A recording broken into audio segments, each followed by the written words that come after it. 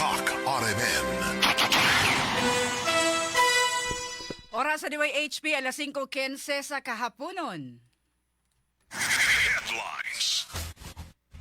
Unuhan sa ato mga balita mga kasama, patayng lawas sa 12 anyos nga batang babae nga gipatay gitungo ang gilugo sa Toledo City, nalubong na karong hapon samtang nakaabot gyud nakatambong gyud sa iyahang paglubong ang iyang amahan nga napriso po di ay mga kasama na puno sa luha. Gumikan sa kawili sa mga nagbangutang pamilya, lakip sa nitambong na puno-puno ang simbahan mo ang kabanay, mga classmates ug mga magtutudlo ni Crystal Joy Abarquez. Samtang kagamahanan sa dakbayan sa Sugbo, wagyoy mahatag nga Charter Day bonus ngadto sa mga kawani ni ini. Karong adlaw holiday sa Cebu City, gumikan kay Charter Day. Samtang Cebu Governor Pamela Baricuatro nagtinguha ang hatagan og pabor sa ICC nga papaulion na sa iyang pamilya si kanhi Presidente Rodrigo Duterte. Sa pulisan sa Central Visayas mapakatap og kapin 3,000 ka mga police personnel alang sa seguridad sa kapulisan sa ika-40 ka tuig nga kasumaran sa EDSA People Power Revolution. Pagpresentar sa naguba nga bahin sa simbahan sa Sana Remigio, pag-preserve ni ini gisugda na. Ang kata mga headlines.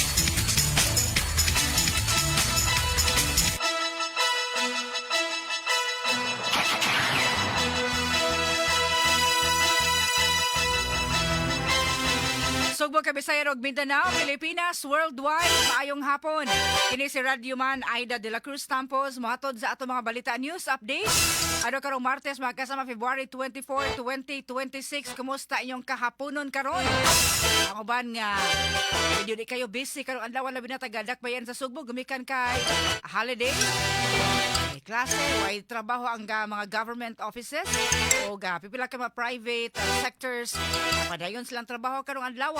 Ato na yung tabukan ang sitwasyon karon sa dakbayan sa Toledo, gumikan kay napuno sa emosyon o luha, singgit ang nabatyagan atol sa paglubong sa 12 anyos nga batang babae nga si Crystal Joy Abarquez. Naghatod na siyang katapusang pahulayan karong hapon dito sa Ibo Cemetery sa Toledo City. Diin ka ang maonga ikan pa sa Ricky Mas ato na sa paglubong ni ini gisundan sa ato mga radyoman na Jane Gallardo, Idol Tuwiti. Nakauban sila si Radyoman George Sikuyo, Radyoman Jesse Sumampong. Atong karon sa latest karon gikan sa Toledo City sa report ni Radyoman Jane Gallardo. Radyoman Jane, kumusta man diha nakatambong gyud ay no ang amahan ni Crystal Joy Abarquez unsa pa may dugang intawon nga sitwasyon diha sa Toledo City? Radyoman Jane. DYHP Tatak RMN Report.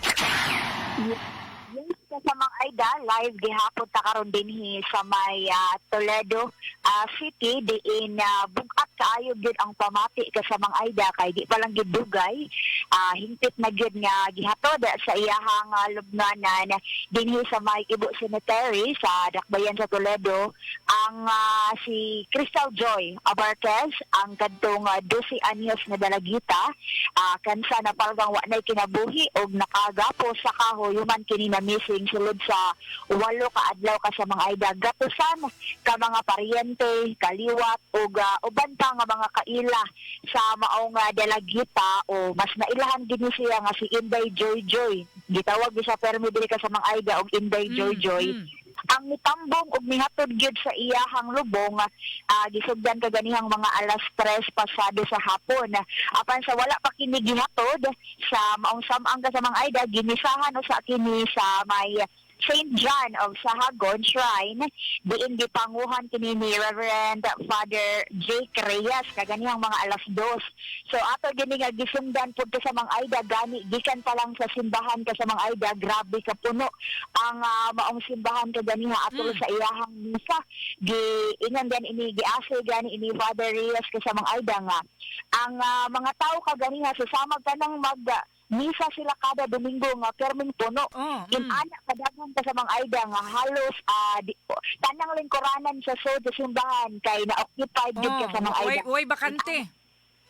walay bakante gani ang uban naa sa gawas ko sa mga Aida tungod sa kadaghan. Kay nailhan man gid ning mga bataa di ay nga buutan pud in town ka sa mga Aida niya daghang nakaila gani daghan pud ay kaliwat sa side sa iyang mama side pud sa iyang papa so kaganihan nag-abot gid ang tanan ka sa mga Aida. Regiment Jane, sa atong ipakita diri nga footage no sa video support, halos mawa siyang kaugalingon ng amahan nga sa iyahang pagtambong karon kahon na o patay na ang iyahang anak. Tinuod gid na kasamang Aida gani kita nga nag-cover ang ato ang mga kaubanan pod kinatindog ang puwersa sa ato ang sigianan kasamang Aida kay nagsunod man gid kanya na ato gid pod nga gitugutan ni ang kining amahan nga hibaw-an nato nga usa ka peneresya pod kasamang Aida so nakuha pod gid nato no kay ni buhos or na puno gyud sa emosyon sa luha dihang iyahang paabrihan gid unta ang lungon sa iyahang anak kasamang Aida inana siya ka desidido unta nga nihangyo nga sa katapusang higayon iyahang paabrihan ang iyang anak kay iyahang tan-awon kasamang Aida kay isip o sa kaamahan sakit pud para niya nga nakabiya siya sa ilaha buhi ang iyahang anak apan sa pagkakaroon nga nag-abot na unta gid sila wala na pud kinabuhi ang iyahang ikaduhang anak kasamang Aida mao nang nakuha gid nato pud sa atong video nga grabe ang damoy gawa sa mga kabanay nga uban kasamang Aida ang amahan ug inahan kanang nagdakos din na kasamang Aida sa ato ang videos grabe gyud ang hilak atong higayon na kay gitagaan lang man sila og sila ka minuto nga makasud-ong sa katapusang higayon sa dili pa sa isod sa iyang pantyon kasamang Aida so man ang bisag kita nga gipaningkamutan gud gid nato nga di gid nadala pugong-pugong mo na pugong-pugong di makahilak. Kaya magpugong ka sa mga Aida pero mauna ginagyapon no nga di gid nalikayan na moto pud sa gid imuhang luha ka sa mga Aida pero akan di paningkamutan nga mahatod gihapon nato ang mga update niining maong panghitabo so kaganiha gitagaan lang og gipatagbo ra ni ang maong amahan ka sa mga Aida kaya dihang gipakuha ni sila og court order kaya wala na ni siya gitugutan nga didto sa simbahan. So baligid diri na lang sa paglubong na lang. In fact, do kagahapon adlaw sa dihang ani-anhi ang maong mama ni Crystal Joy lakip man sad ta nga na ningkamot nga maubanan sila dito sa fiscal o baka sa prosecutors nga makakuha in taon ni o pagtugot gikan sa huwes nga makatambong sa lubong. Tinuod gid na ka sa mga Aida niya pagbalik nato kagahapon kay gikuyogan man gid nato ni silang Ma'am Christina Barquez ang inahan sa bata. Nakuha ra pud nila kagahapon mga alas 4 ka sa mga Aida ang pagtugot nga sugtan ni ang kaning maong amahan hinungdan nga nakatambong gid in town siya bisan sa katapusang higayon pagpila ra ka minuto nga nakita pud niya ang iyahang anak nga bisan na ana sa lungon pud ka sa mga Aida nakapakita pud siya.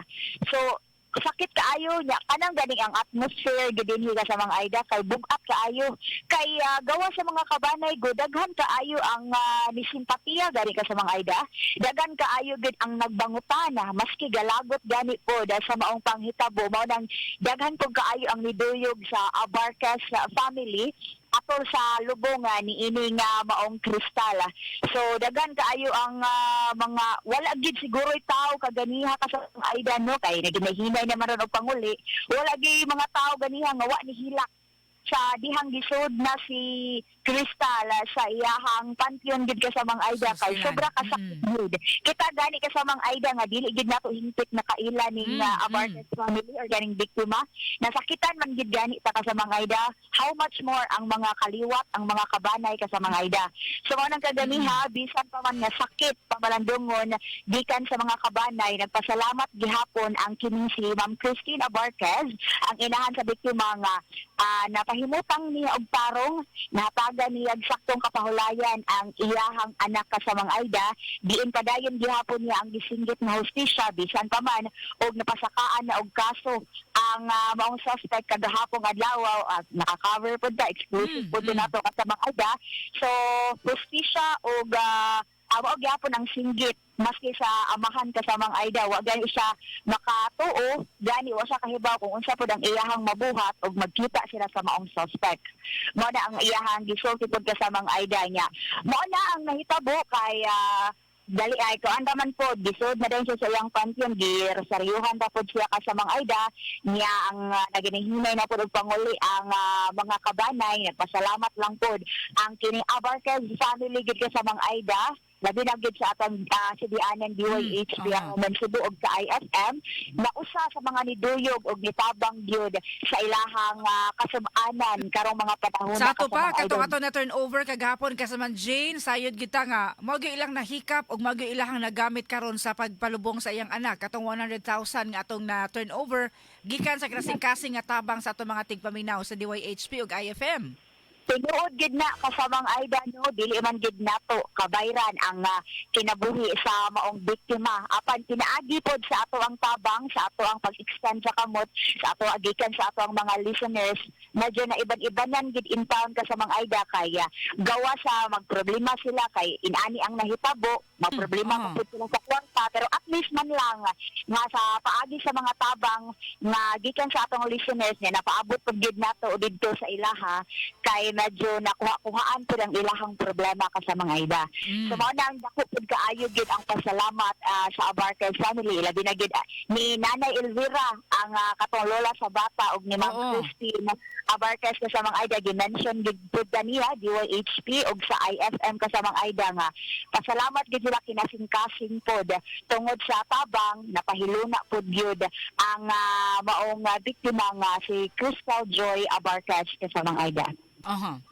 But so far sa mga ayda, mao na ang ato ang update no, hingpit na gid nga nahatod ang kining 12 anyos nga kahinumduman nga ni adtong Pebrero 11 last siya nga nakitang buhi pinaagi sa CCTV footage apan nakit-an na lang kini Pebrero 19 ning tuiga nga wala na kinabuhi og nakagapos ni sa kahoy dito sa utlanan sa may barangay Ibo ug barangay Kabituunan dinhi sa Dakbayan sa Toledo. So nagikan na lang dinhi kasamang ayda sa mga Dakbayan. Kauban ako sa atong Armen Patrol Speed Pilot Radyoman Justice Sumampong. Sa pikas po na itong Armen Patrol atong Speed Pilot Radyoman George si Kuya atong drone operator kasamang Gerald Albios o ato ang Idol Tweety sa IFM 93.9 ako sa banginyong Radyoman Jane Gallardo DYHP Tapak Armen. Radyo mo nationwide. Nga salamat Radyoman Jane Gallardo uban sab si Idol Tweety sa IFM kasaman Gerald Albios. Kuha kayo diri tanan nga tao nga tambong in tao no sa Rikema sangtod sa paghatod sa Batang Lawas sa sementeryo pinaagi sa ton drone shot. Kaya salamat Gerald kasaman Gerald Albios. The big man, Gerald Albios. O kasaman George, si Kuya o Radyoman Jesse Sumampong. Daghan kayong salamat no sa inyong pagnunot sa dining pahigayon na tog coverage. Dining paglubong na. Pagkatod na sa katapusang pahulayan ni Crystal Joy Abarquez. Labaw ng pasalamat sa DYHP ug IFM sa tanan natong tigpaminaw. Sa DYHP ug IFM sa mga ni hatag pinaagi sa pag litok og mga pag-ampo alang sa kapahulayang dayon sa namatay ug ang kalig-on sa nagbangutan nga pamilya. Nabaw sa tanan sa paghatag sa financial nga suporta gumikan kay ang ato na turnover kagahapon adlaw nga 100,000 pesos mao ging nahikap in town no sa pagpalubong og sa uban pa nga galastuhan sa pamilya. Karong adlaw mga kasama. Daghan kay salamat. Ato 5:29 na sa kahaponon. Ang agamhanan sa Dakbayan sa Sugbo way mahatag nga Charter Day bonus kadto sa mga kawani sa syudad. Kasama mo sa Balita Radyoman Eli Bolonos. DYHP Tapak RMN Report. Wa gyud nahatag nga Charter Day bonus ang gagamahanan sa Sugbo ngadto sa mga kawani niini. Kinato sa pagsaulog sa syudad sa ikaw sa 9 nga Charter Day anniversary karong adlaw. Mato ni Mayor Nestor Archival nga way savings o pundo ang city government alang sa maong katuyuan. Kini gawas nga gingong ibabalik sa Commission on Audit and COA sa mga kawani. Ang nadawat ni Charter Day bonus sa maging duha ka tuig. Lisod kayo akong pugson ba para lang gyud nga ingon ka nakahatag ta nga naatay savings bisag wa nya ihatag nato. What happens? Ang mga tao now nga gitagaan ipabalik magyapon, di ba? So what's the use? Mao na itong punto. Si Mayor Nestor Archival kanuman nga neto miaging tuig ang kagamhanan sa Tagbayan ihatag og tag 35,000 pesos nga Charter Day bonus ngadto sa mga kawani niini. Kasama mo sa Cebu City Hall kini ang inyong radyo man Eli Balonos DYHP Tatak RMN. Radyo mo nationwide.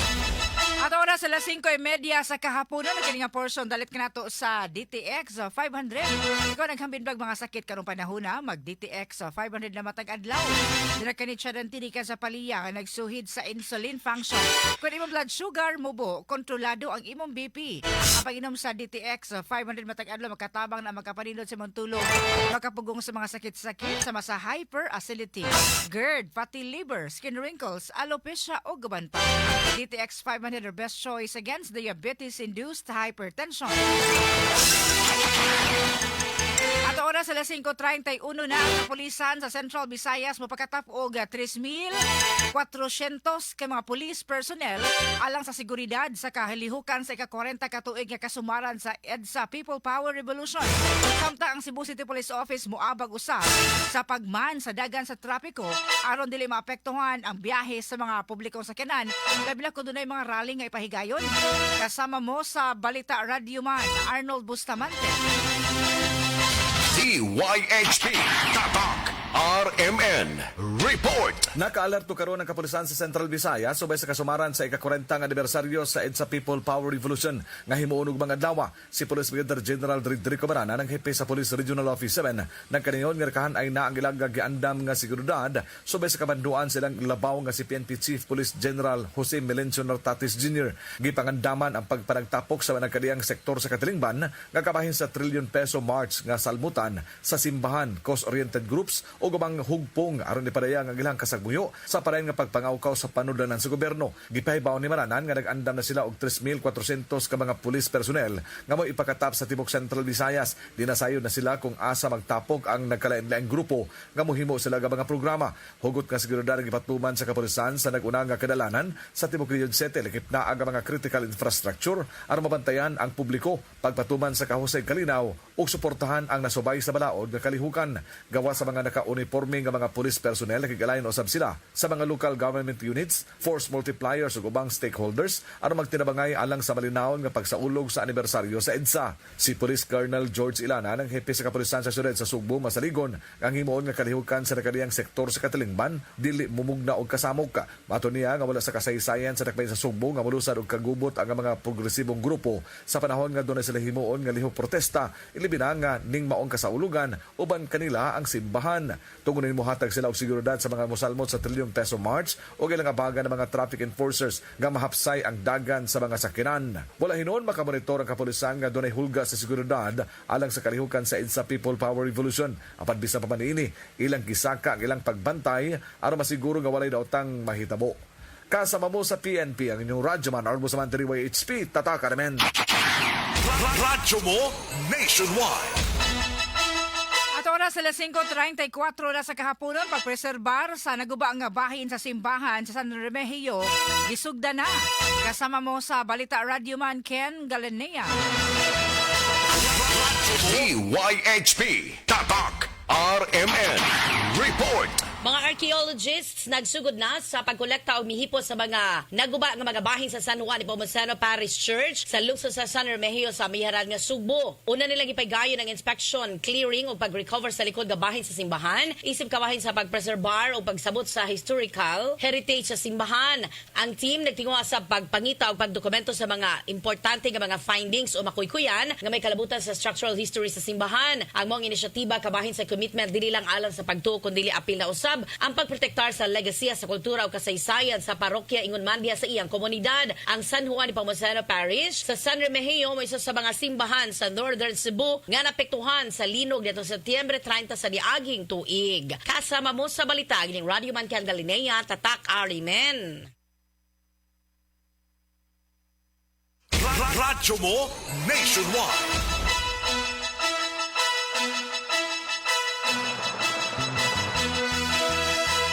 Sa 5:34 na sa kahaponon mga kasama.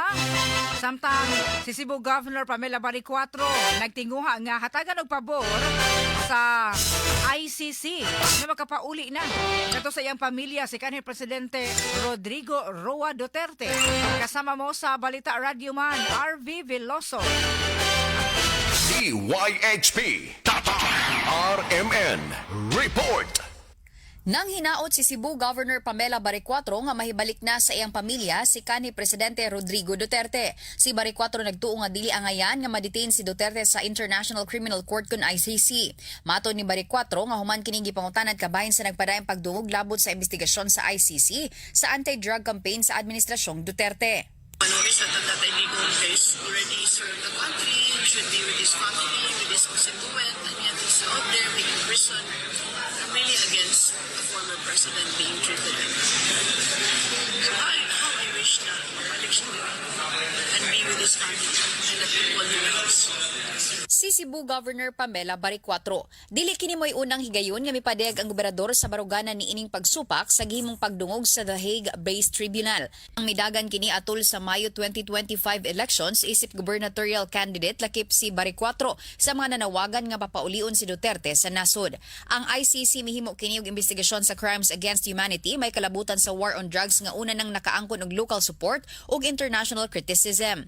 Kay naduman nga niadtong 2019 mi-withdraw ang Pilipinas sa ICC apan ang korte nagmintinar sa jurisdiction niini sa giing mga krimen sa mga tuig nga miyembro pa ang nasod sa ICC. Kasama mo sa lalawigan sa Subo, Radyoman RV Veloso DWHP Tatak RMN. Kadto nga balita hatod kanato sa Vita D Plus Coffee Mix. Sugdi ang imong kahaponon nga positibo ang pananaw pinaagi sa pag-inom og kape ang Vita D Plus Coffee Mix. Kini ang pinakaunang kape nga adunay vitamin D3. Kada sachet sa Vita D Plus Coffee Mix aduna kini 200 IU nga vitamin D3 plus reishi mushroom extract nga adunay mga powerful anti-tumor ug anti-cancer properties nga polysaccharides ug triterpenes. Ang Vita D Plus Coffee Mix gidugangan usab og mangosteen fruit batok sa oxidative stress ug mga free radicals. Sugdi ang imong kahaponon pinaagi sa pag-inom sa Vitamin D Plus Coffee Mix aron nga makalahutay tibuok adlaw. Mapalit kini sa Purchaser Pharmacy, July Pharmacy, Queen's Pharmacy, CHG General Merchandise and Pharmacy, Universe Pharmacy, Bing Pharmacy ug Life Extension Pharmacy. Aron makalahutay, mag-Vita D Plus Coffee Mix. Radyo mo nationwide. At oras sa las 5:37 na sa kahaponon sa DYHP Answer to Win promo mga kasama ha.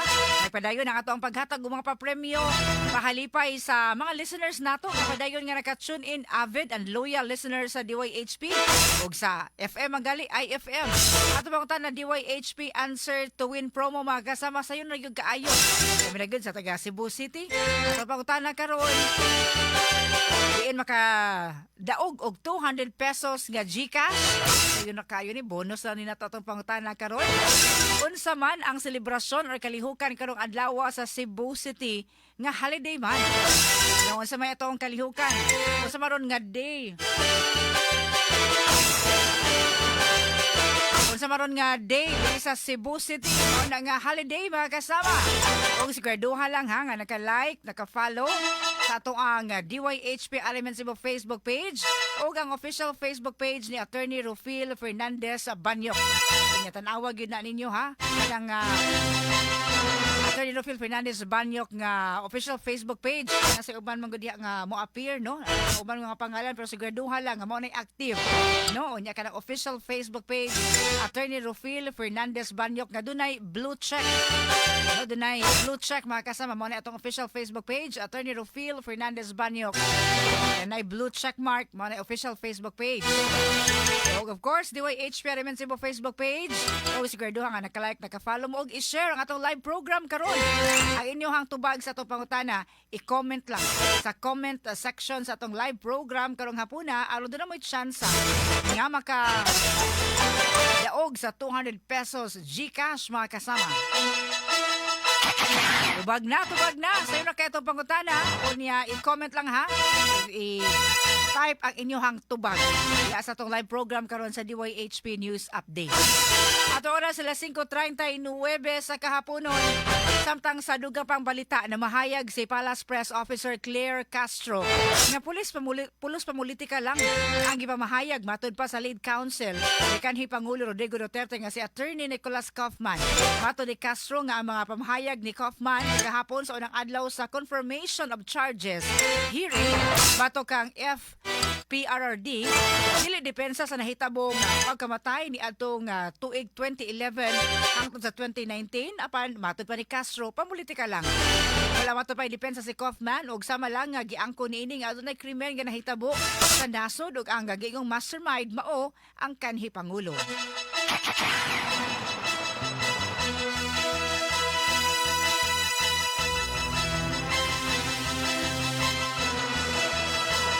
Oras sa 5:41 na sa kahaponon samtang nakalusot na sa House Committee on Tourism ang gipanguluhan ni Romblon Representative Eliandro Madrona ang gisugyot nga tangtangon na ang travel tax nga nakadugang sa gastos sa mga Pilipino nga mobiyahe abroad.